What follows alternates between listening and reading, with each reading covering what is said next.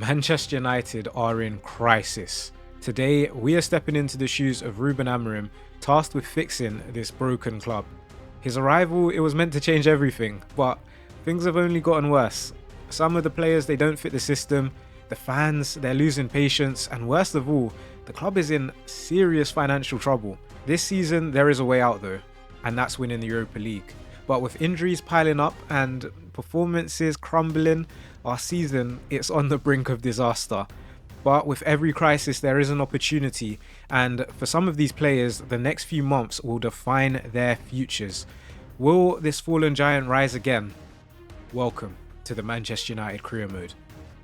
Hey guys, I'm ADR, a lifelong United fan, but today we're taking over as Ruben. And this is where the journey begins, because the goal is clear. Restore United to the top. Mission 21, winning our 21st league title, alongside building what will probably be the greatest stadium the UK has ever seen. But right now, that sounds like a dream, and it sounds like an impossible one, because we're struggling in the league. The last shot at redemption is the Europa League, and if we don't win it, then next season there will be no European football at all. And with that, I mean, our financial problems just get worse and worse. So I'll be real, this just isn't a rebuild. This is survival. There's going to be no shortcuts, no panic buys, just smart signings, developing the youth, and a painful road back to the top. So it's not going to be easy. We are going to lose some players. We'll face a few setbacks. But if we do this right, Manchester United will rise again. But before we can fix this team, we actually have to understand what we have. And with Ahmad and Martinez out injured, the squad is stretched thin. The defence, it looks a bit shaky. Our attack, there's not a consistent goal scorer. The midfield, I think, is carrying way too much responsibility. And Amorim has to choose between these three formations. The first, 5-2-3. Now, it is defensively stable, really good for playing against stronger teams, but it does weaken our attack. And the key player, the striker, well, they need to be able to hold up the play and finish chances. And I'm not sure if Højlund would be good enough. And without a reliable striker for that system, it pretty much fails before it even starts. The second, 3-4-3. A bit more attacking, and this time with an aggressive midfield and dynamic wingers, this could be the best fit for our current team. But I'm not too sure we have the wing backs to make it work. Now the third tactic, this is the system that Amorim Sporting thrived in, the 3-4-2-1. It's built for fluid attacking play. You've got two creative 10s behind the lone striker. But I'm going to be honest, I think it might be some time before we can make that tactic work. One thing which is clear is what the fans want, and that's attacking football. But Amorim can see the defensive issues and he wants to fix them first. So finding the right balance is not going to be easy. Do we give the fans what they want? Or do we sacrifice style for a bit of stability? And the system is one thing, but do we even have the players to execute it? Or are we going to have to make some brutal decisions? Because Rasmus Højlund was supposed to be the future of this club, but he's been struggling under the pressure. He hasn't scored a goal in a very long time, and with Chido Obi waiting in the wings, there are some whispers that his time could be up. And where do I start? Chido Obi, we took him from Arsenal, full of potential, but Chido believes that he deserves his chance. There is a big problem though. He's not registered for the Europa League. So if Højlund can't deliver in Europe, we will be in serious trouble. One thing for sure is that we have a captain full of quality, Bruno Fernandes. He's carried United the past few years. He's someone we can rely on, but with him getting older, he might want to look for a new challenge. And with our team being so young, who's going to step up? I guess we'll have to sort that out when it comes to it. But for now, we've got a quarter-final tie which awaits us. And this against French giants Olympique Lyon, who currently battle for UCL qualification in Ligue 1.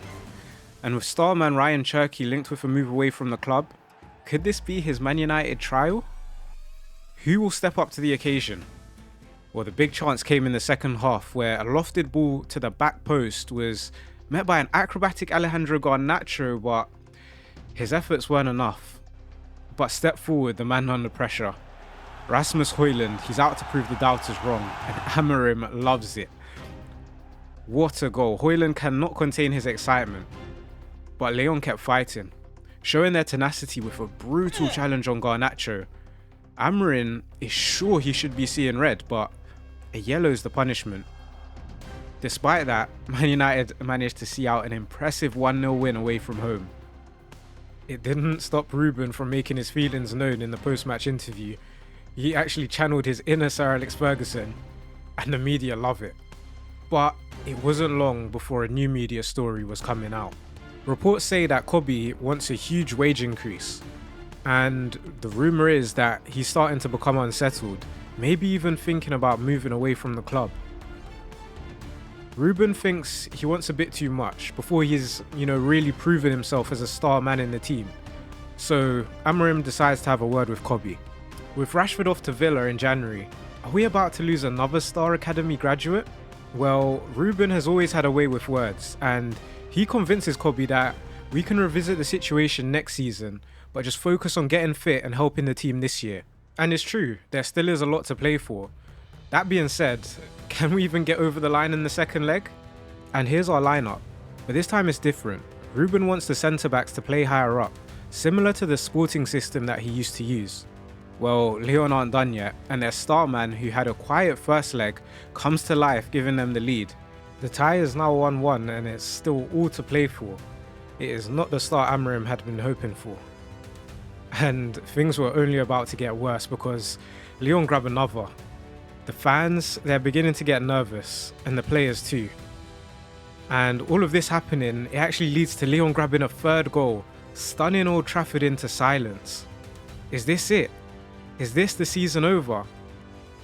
And the defence has been a huge problem.